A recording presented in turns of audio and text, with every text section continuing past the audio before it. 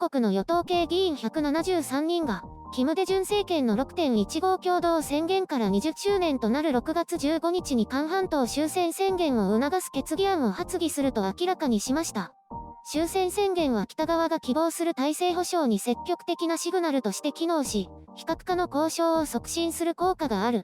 韓半島の平和定着を牽引する措置で、終戦宣言を進める必要があるという内容となるそうです。決議案には南北米中の早急な終戦宣言の実行、法的拘束力を持つ平和協定の締結議論開始、米韓間の非核化交渉の成果導出、南北首脳宣言の内容履行、新型コロナウイルス感染症に苦しむ南北住民支援のための南北協力、などが盛り込まれるようです。野党の報道官は、不安な国民のために事態収拾の計画と意思をまず明らかにすることが責任ある政府、与党の姿勢と発言しています。また、決議案の発議に反対する無所属議員は、終戦宣言は不良国家を正常国家と認定する。このような飛躍的な位相切り替えは国の核武力によって行われるもので、国際社会から北朝鮮が核保有国の地位を事実上公認されることを意味する。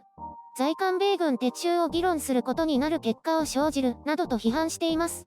元北朝鮮外交官であるテヨンホ議員は、これ以上弱く卑屈な姿を見せるのは、北朝鮮政権の無謀な行動を煽る促進罪になる、と批判しています。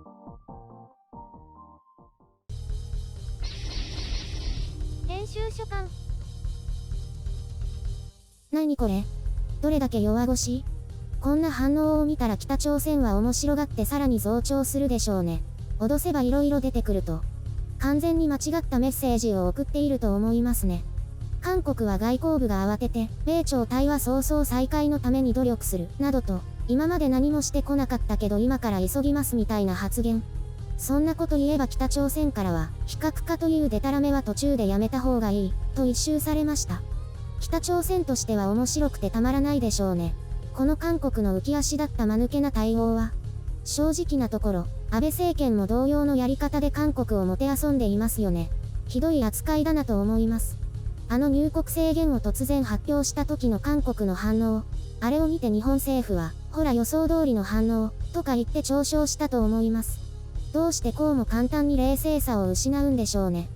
北朝鮮の主張はデタラメが多いですけど、いくつかはしっかり的を射ています。対北ビラ配布は反問店宣言違反。これは明確なので、人権とか言論の自由云々ではなくて韓国政府は強力に取り締まる必要があったでしょう。新型コロナウイルス対策を見てもわかるように、韓国はいわゆる欧米諸国が主張するような人権を備えた国家ではありません。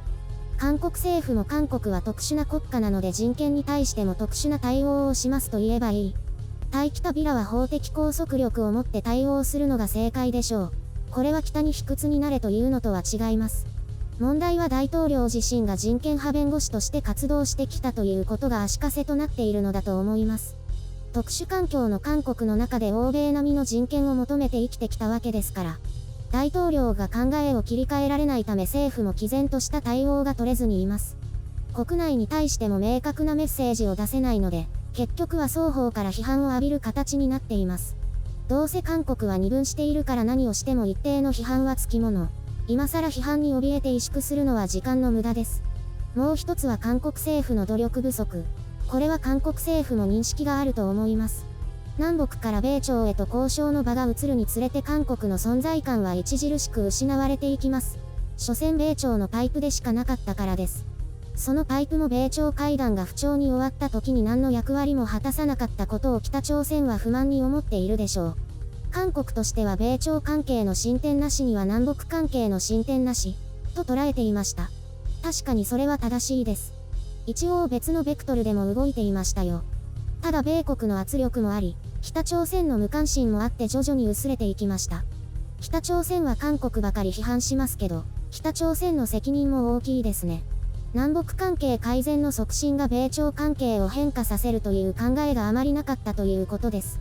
まあ米国と南北の3カ国に共通のそうした認識があったことは否めません。北朝鮮は自己批判は全くしないので、その矛先が韓国だけに向いています。これは不当ですが、韓国の努力不足は事実なので反論もしにくいです。今回の与党の慌てぶりは無様としか言いようがないです。そして金正恩死亡説で信用を失った元北朝鮮外交官のテヨンホ議員が水を得た魚のようですね。まあ他にできることがないですから。なんて言うんでしょうね。韓国は言われなければ行動しないダメ社員のようですね。北朝鮮からすれば、そういうダメ社員には徹底的に叱りつけて動かす。これが北朝鮮の考えのようです。それにしてもこういう状況になって急に終戦宣言とか、そんなことしたら不利な条件でも飲みますってことになりますよ。ちなみに米国下院でも終戦宣言は議論になったようですが、4分の1程度の賛成しか得られずに廃案となったようです。韓国国民はどう考えているんでしょうね。世論調査の結果でも見てみたいですね。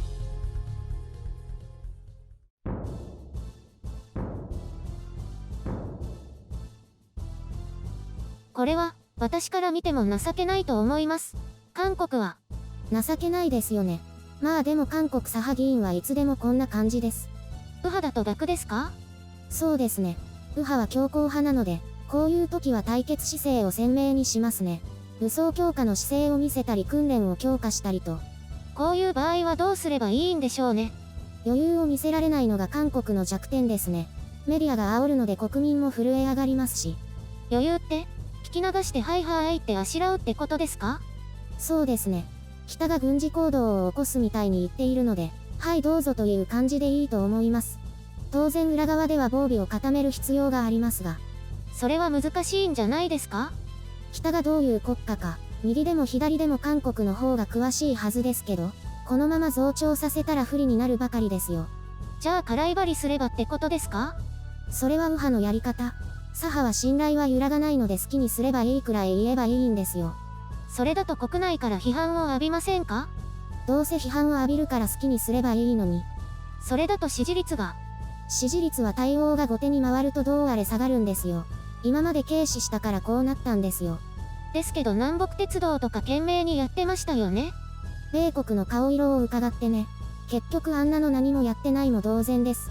北の期待は裏切っていますよ。非核化は無理ですか？非核化はもはや南北の議題ではないので、そこは無視して進めるしかないですね。じゃあ核で脅されながら交渉ですか？そうなりますね。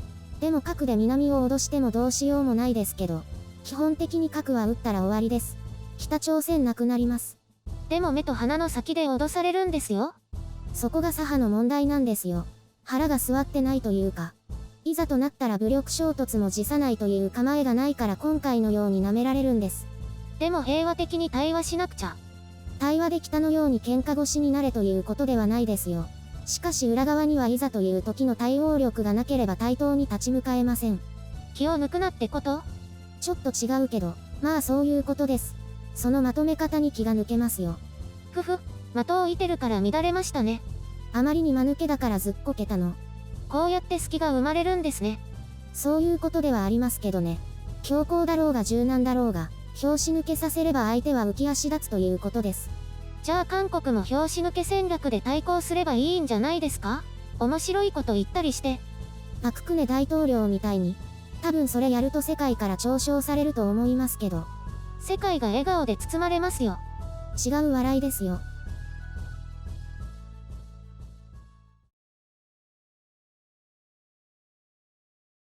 それ何？ひんやりです。へえ、冷たいの？冷たいです。いいですよ。これ、水で濡らすだけです。良さそうですね。買おうかな。何か暑さ対策してるんですか？3年くらい前からエアコンを使うようにしました。何それ？それまでエアコンなしだったんですか？ええ、別に我慢できますから。みんなそう言って熱中症になるんですよ。うん。気づいたら暑い中お昼寝してたりしてましたからね。それって倒れてたんじゃ？寝てただけだと思うけど。だからみんなそうやって死んじゃうんですよ。なので3年前くらいから躊躇せずにエアコンをつけるようにしたんです。あと、冷たい水も飲むようにしました。しましたって、それまで飲んでなかったんですか？体冷えるから。冷やした方がいいんですよ。すごく暑い時はそうらしいですね。それで冷たいのも飲むようにしました。なんだか危なっかしいですね。大した対策してないし。もう大丈夫ですよ。エアコンも27度で十分涼しいですし、その襟巻きも検討します。検討しますじゃなくて買ってください。とにかく死なないでくださいね。だから大丈夫だってば。だからその油断が危険なんだってば。